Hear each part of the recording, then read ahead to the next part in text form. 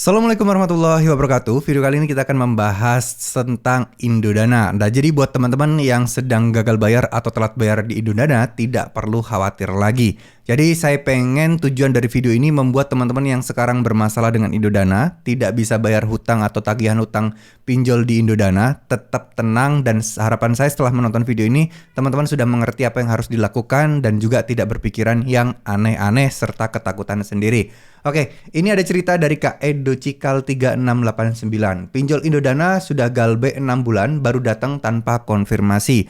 Jadi DC lapangannya datang ke rumah beliau tanpa ngomong-ngomong, tanpa ngacem-ngacem via WA, enggak.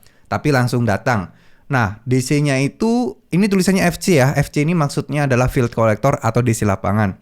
Nah, DC lapangannya sopan, tidak bertindak macam-macam.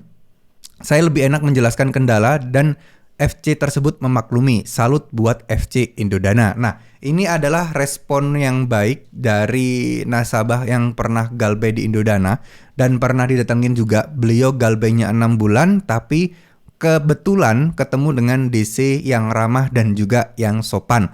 Harusnya DC lapangan memang seperti ini. Secara aturan memang seperti ini. Yang kita dengar di luar-luar sana, DC itu kacau gini-gini, itu adalah oknum-oknum yang mana sebenarnya itu melanggar aturan, teman-teman. Jadi DC sebenarnya secara aturan OJK haruslah seperti ini. Bukan yang marah-marah, bukan yang ngancam-ngancam, bukan yang mengintimidasi, enggak. Ya, DC harusnya memang seperti ini. Jadi mau kalian ketemu DC seperti ini yang sopan ataupun yang tidak, kuncinya cuma satu, teman-teman tidak boleh takut, tidak boleh merasa diri kalian rendah, tidak boleh kalian merasa kalian layak untuk diperlakukan seperti itu nggak boleh, teman-teman. Ya, beberapa orang memang merasa terintimidasi itu karena secara di bawah alam sadar mereka mengizinkan hal itu terjadi. Kenapa? Bukannya takut, bukannya apa-apa. Karena ya pada dasarnya mereka merasa salah.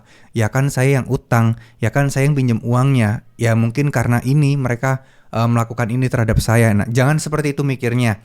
Karena semua konsekuensi, semua bisa dibilang, anggap aja dalam tanda kutip hukuman lah. Hukuman yang harusnya kalian terima ketika kalian gagal bayar itu sudah diatur oleh undang-undang, teman-teman. Sudah diatur oleh hukum yang berlaku. Di OJK sudah jelas ketentuannya. Kalau tidak bisa bayar, udah lebih dari 90 hari, ya udah masuk ke slik OJK, di blacklist BI checkingnya dan tidak bisa meminjam di tempat manapun. Artinya ya udah dibatasi, anggap aja udah dikerangkeng secara finansial untuk bisa melakukan pinjaman-pinjaman atau perkreditan ya.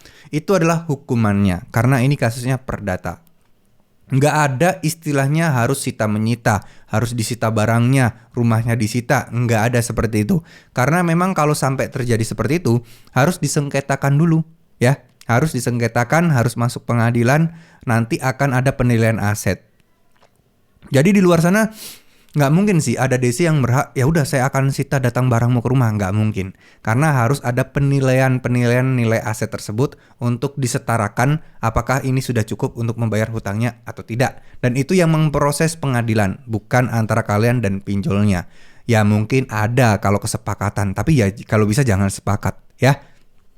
Jadi nggak semua DC baik, nggak semua DC itu sopan, tapi juga kembali lagi, nggak semua DC itu kurang ajar, nggak. Ada beberapa aja yang baik, ada juga beberapa yang jahat. Jadi kita nggak boleh mengeneralisir. Tapi yang pengen saya tekankan kepada teman-teman, tidak perlu takut ya.